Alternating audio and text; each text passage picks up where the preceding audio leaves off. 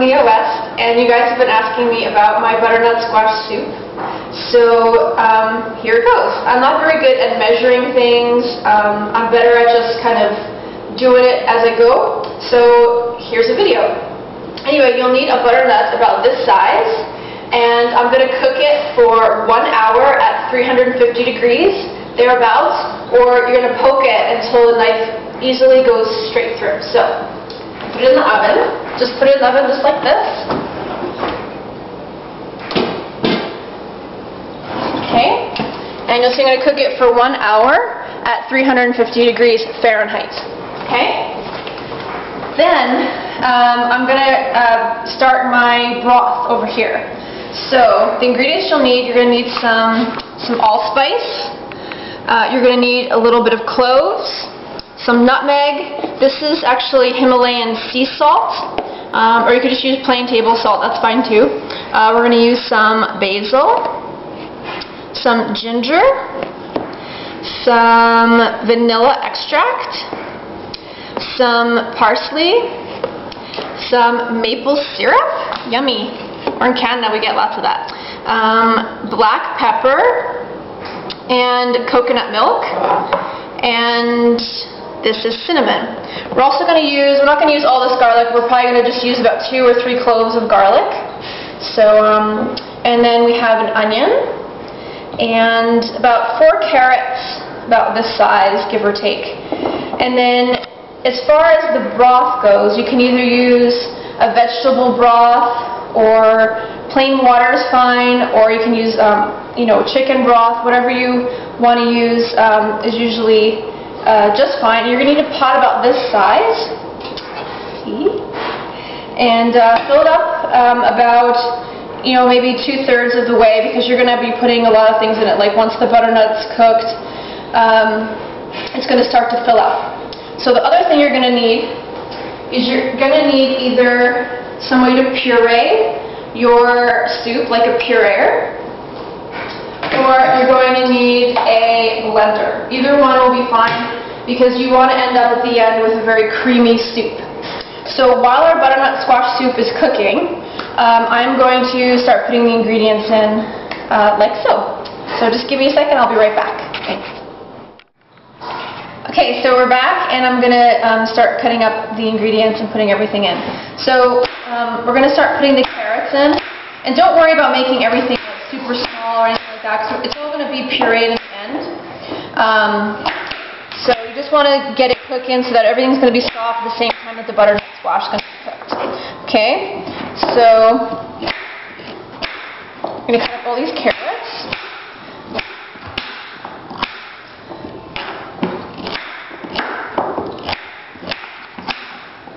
Okay, we'll put those in to our soup.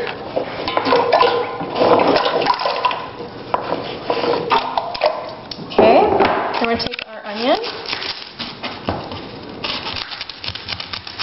And by the way, I've already peeled those carrots, so I already have peeled them. And if you are able to, you can get a compost. I keep all my stuff in a compost, and then I put it outside. So it's a great way to save on trash and not put all that food into the landfill. So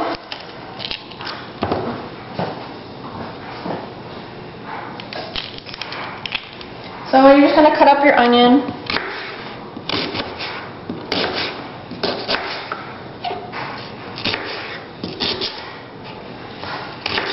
Like I said, it doesn't need to be perfect. It's all going to get pureed up later. Okay, so, and I just kind of like to start adding ingredients. So just kind of look how I used to start adding things. So good for parsley, cinnamon. A lot of cinnamon is really good. The coconut milk does not go in until last, so just put that off to the side. And the same thing with the maple syrup. We'll put the maple syrup and the coconut milk off to the side until after we puree it. Okay, so you're going to add some black pepper. You can add white pepper too. Some people don't like to see black pepper flakes in their soup, but I like the taste of black pepper, so I'm going to add a tiny bit of basil. Just a tiny bit. And this is ginger. You actually want to add quite a bit of ginger. Really gives it, that butternut, its flavor. Really brings out the flavor. So as far as salt's concerned, some of you might already have broth that has salt in it, but I'm just going to add a little bit because I don't use that much. And actually what I use is an organic vegetable broth. So I'm just going to use about that much. And then nutmeg. Just going to add a little bit of nutmeg. Not too much. Nutmeg is actually a very, very strong flavor, so you don't want to use too much. Same thing with cloves. You just want to use a tiny, tiny bit. And the same thing with the allspice. Those are very, very strong flavors, so you kind of want to keep them to a minimum. And then as far as the vanilla, you can be a little more generous on the vanilla. So I'm going to add about a tablespoon of vanilla. Okay. And we're just going to let this cook during the time that the butternut squash is cooking. So, if I can find my lid. Anyway, we're just going to cover this up and let it cook for the same amount of time that the butternut squash is cooking. And we'll continue when the butternut squash is all cooked up and ready. Thanks. Okay, so I actually forgot to tell you a little piece. So I'm going to add a little bit of garlic into our soup as well, which I have going over here.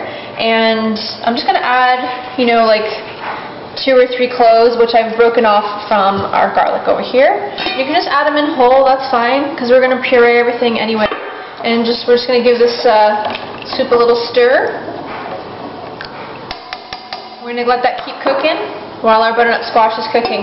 Also, a quick note, for some reason I was watching this video earlier and it sounds like I have a major lisp going on, but I think it's just the camera. I don't actually have a lisp in real life. But anyway, thanks for joining me on my butternut squash soup adventure, and we'll continue on in a few minutes. Thanks. Okay, so now our butternut has been cooking for a little bit more than an hour. And to check how it's ready, you want to come over here, and if you want to come in a little bit closer, we're going to poke it and to see that it's going to go nice and easy straight through. So that's a sign to show that it's done.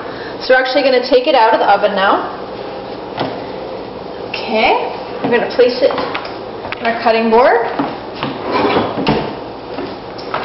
Okay, now we want to cut it open. So cut off the top, and then we're going to cut off the bottom. And open it up. You can see it is mighty, mighty hot. And then we're going to cut it sort of right down the center to kind of release some of the heat. Okay.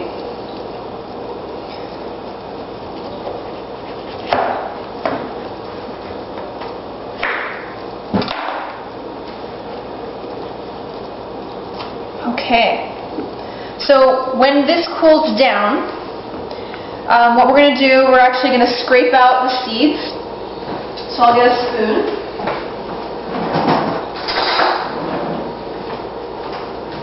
So what you're going to want to do is you're going to want to scrape out the seeds, and we're going to put those off to the side. And you can actually bake them separately and then put a little salt on them and then eat them kind of like you would pumpkin seeds. And then we'll actually come back and then I'll show you how to prep the rest of the butternut in a few minutes. We still have our broth cooking over here, and we'll be back in a few minutes. I'll show you how to take care of the rest of the butternut. Thanks. Okay, so now our butternut squash has cooled down a little bit enough for us to be able to work with it. So I've scraped out all the seeds and I put them on the side. And so now I've also peeled off, as you can see, this is the outside sort of skin of the butternut squash. You want to make sure that's all gone. So you want to take that all off. Sometimes it peels off real nice, sometimes you have to cut it off. Make sure there's none of it left. Put this in our compost. So I'm just going to cut this up now into kind of cubes to make it easier to cook. So we're just going to drop this right into our soup, which has been start cooking at like a medium, I would say, flame if we want to look at the flame real quick. Sort of been simmering at about that kind of flame for a while, for the entire hour that the butternut squash was cooking. So we're going to want to just drop these pieces right into the soup.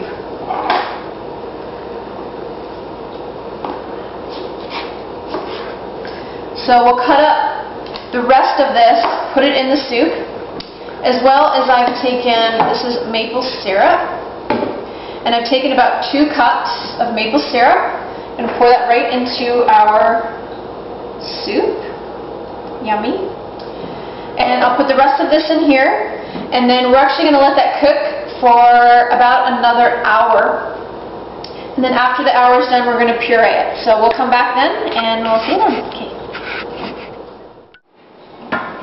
Okay, so now this has been cooking for an hour, and so as you can see, we'll come a little closer. See, the vegetables are all pretty soft now. Okay, so I'm going to take my pureer, and I'm going to puree it until it's completely smooth.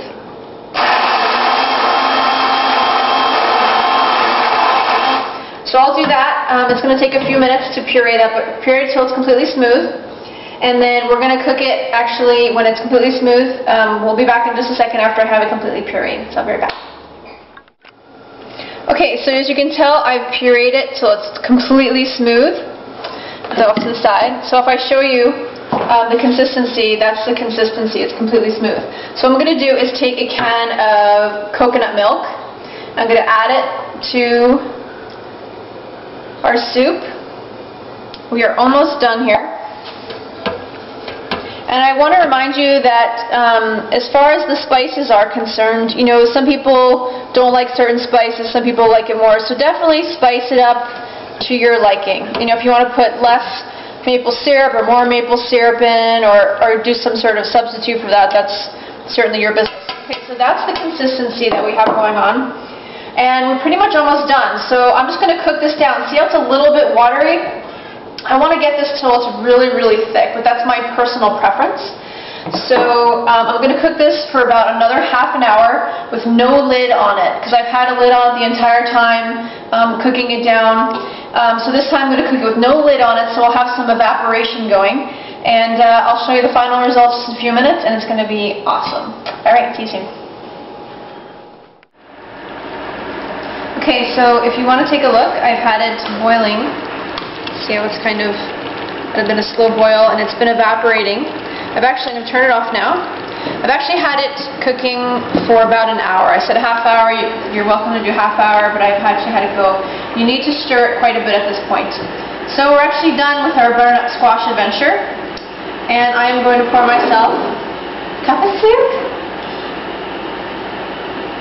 And as you can see, it is delicious, and I can't wait to have some. So there you go. That's my butternut squash soup recipe, and thank you for joining me on this butternut squash adventure.